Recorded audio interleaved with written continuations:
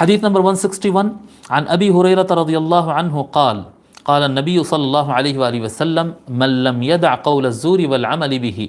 حضرت ابو ہریرہ رضی اللہ تعالیٰ روایت فرماتے ہیں کہ نبی اکرم صلی اللہ علیہ وآلہ وسلم نے ارشاد فرمایا، جو کوئی جھوٹ بولنا نہیں چھوڑتا، من لم يدع قول الزور والعمل به، جو کوئی جھوٹ بولنا نہیں چھوڑتا یا جھوٹ پر کام کرنا نہیں چھوڑتا، دھوکے کا اور غلط کام کرنا نہیں چھوڑتا، والعمل به فليس لله حاجة في ان يدع طعامه وشرابه، تو اللہ تعالیٰ کو کوئی ضرورت نہیں ہے کہ وہ اپنا کھانا پینا چھوڑ کے بیٹھے۔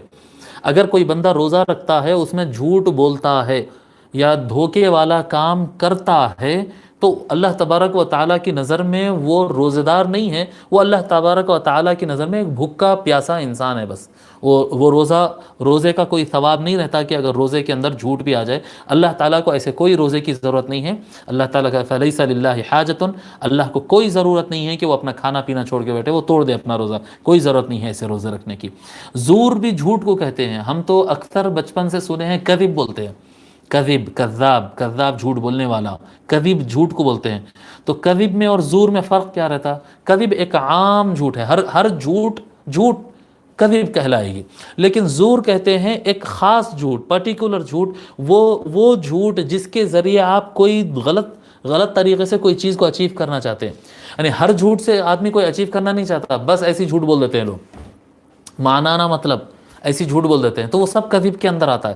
جو اسپیشلی آپ کسی یعنی غلط بیانی کر کے کسی کا مال لے لینا چاہتے ہیں، غلط بات بول کر کسی کو کوئی لڑانا چاہتے ہیں، کوئی ایک ٹارگٹ سے جو جھوٹ بولا جاتا ہے، ٹارگٹ سے، اس کو زور کہتے ہیں، اس کو زور کہتے ہیں۔ تو جو آدمی برائی کا ارادہ رکھے اور برے کام کرے اور بری بات کرے، غلط جھوٹ بات کرے، ایسے آدمی کے بھوکے پیاسا رہنے کی ضرورت نہیں ہے۔ اس کو روزہ نہیں کہتے ہیں، کہ روزے کے اندر صرف کھانا اور پینے سے رکنا نہیں ہوتا ہے، بلکہ غلط کام سے، گالی گلوچ سے، جھوٹ سے اور برے اعمال سے، تمام چیزوں سے خود کو روکنا ہوتا ہے۔ اس حدیث کو امام بخاری الصحیح میں اور امام ترمذی نے السنن میں روایت کیا ہے۔